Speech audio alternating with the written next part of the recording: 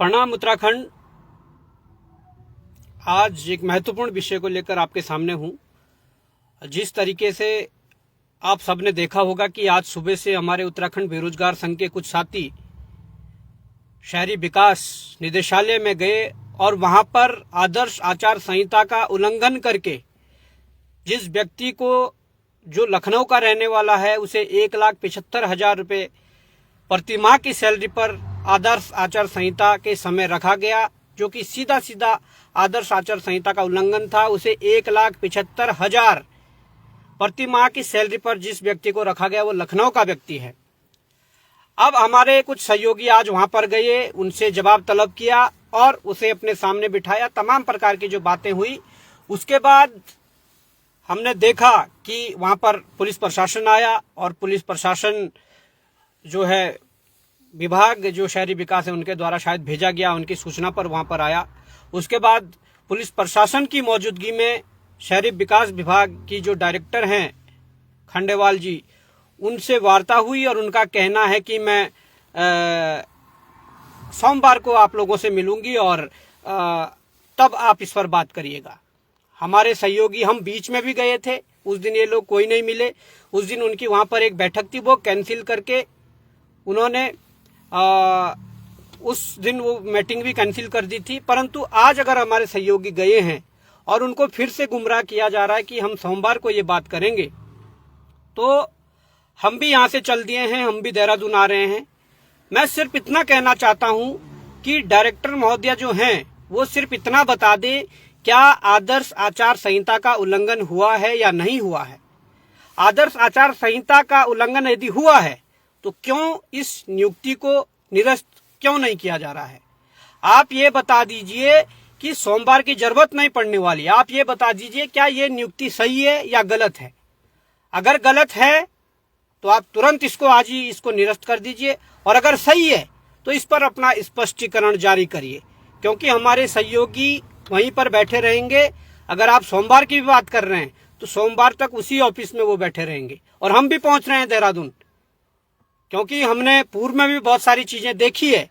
चाहे वो यूसेक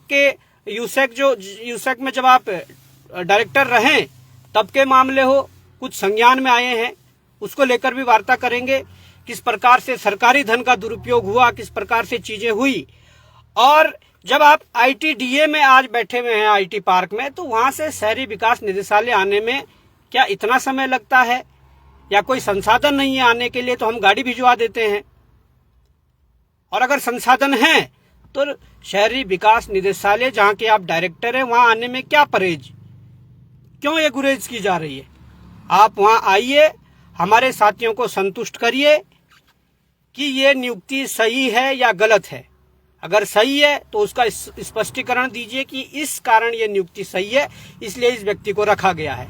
और अगर गलत है तो एक आदेश जारी करिए, जिस प्रकार का आदेश आपने 17 जनवरी 2025 को जारी किया था नियुक्ति के लिए, उस प्रकार का एक आदेश जारी करिए कि ये नियुक्ति अवैध थी, आदर्श आचार संहिता का उल्लंघन हुआ था, इसलिए इस नियुक्ति को निरस्त किया जाता है। बस इतनी सी बात है। परंतु अगर आपने ये कदम नहीं उठाया तो निश्चित तौर पर अगला कदम हम लोगों को उठाना पड़ेगा।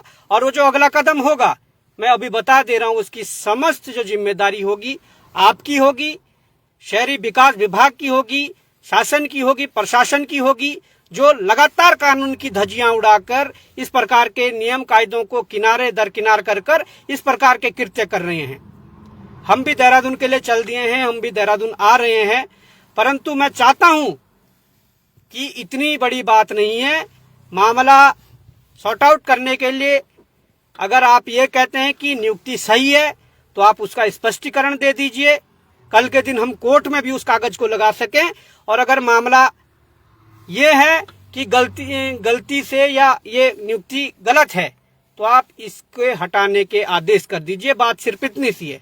और अगर ये नहीं होते हैं तो मैंने अभी भी कह दिया है कि अगला जो हमारा कदम होगा उसकी सारी जिम्मेदारी शहरी विकास विभाग के जो डायरेक्टर हैं खंडवाल जी, उनकी होगी। शहरी विकास विभाग के जो सचिव हैं झा जी, उनकी होगी। और तमाम उन सभी की जिम्मेदार अधिकारियों की होगी जिसके अंडर में या जिनकी निगरानी में या जिनकी हेरदेख में ये कृत्य हुआ है। मैं यही कहना चाहता हूं कि आप ITDA अगर IT पार्क में बैठे हैं तो वहां से आप शहरी विकास निदेशालय जाइए और हमारे लोगों को संतुष्ट करिए, उन्हें स्पष्टीकरण दीजिए या इस नियुक्ति को निरस्त कीजिए। सिर्फ इतनी सी बात है। और अगर नहीं तो तमाम प्रकार की इस प्रकार की नियुक्तियां सुनने में आ रही है। ITDA में शायद आपके यूसेक में जो सरकारी धन का दुरुपयोग हुआ, वो तमाम सारी चीजें हैं, तो उसको लेकर चीजें इकट्ठी करनी पड़ेगी, उसको लेकर सारी तमाम चीजें एकत्रित करनी पड़ेंगी। तो मैं अपने आप भी देहरादून के लिए चल दिया हूं और देहरादून पहुंचकर अपने साथियों से भी मिलेंगे। और अगर आप वास्तव में सोमवार को मिलना चाहती हैं तो सोमवार तक उसी ऑफिस में डेरा रहेगा, ये मैंने अभी बता दिया है।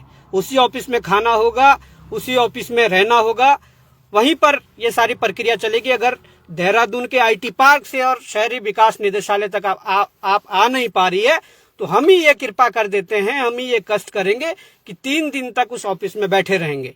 और अगर आप चाहते हैं कि ये सारी चीजें ना हो तो निश्चित तौर पर आपको हम सिर्फ ये कह रहे हैं कि हाँ और ना में जवाब दीजिए। अगर नियुक्ति गलत है तो आप उनको हटाने के आदेश करिए, और अगर नियुक्ति सही है तो आप उसका एक स्पष्टीकरण आज डाल दीजिए। तब जाकर ये चीजें बैलेंस हो सकती है, तब जाकर इन चीजों को ठीक किया जा सकता है। नहीं तो हम भी आ रहे हैं और हमारे सहयोगी भी आ रहे हैं, उसी जगह पर आज शनिवार से लेकर सोमवार तक बैठा जाएगा और तमाम प्रकार की जो और चीजें हैं उसको लेकर भी वार्ता की जाएगी। तो साथियों, हमारे उत्तराखंड के बेरोजगार नौजवान ठेकेदारी प्रथा पर 6-6, 7-7, 8-8 हजार की नौकरी कर रहे हैं, उनको उस ठेकेदारी प्रथा में धकेला जा रहा है। और यहाँ पर लखनऊ से लाकर एक व्यक्ति को 1,75,000 प्रति माह और उसके साथ साथ आवास, गाड़ी और अन्य भत्ते देकर, जो तकरीबन 2.5 से 3 लाख के तकरीबन महीने का बैठता है, वो सारी सुविधाएं देकर लखनऊ से एक व्यक्ति को लाकर उसे इस प्रकार की नौकरी दी जाती है। तो ये बेहद दुर्भाग्यपूर्ण है।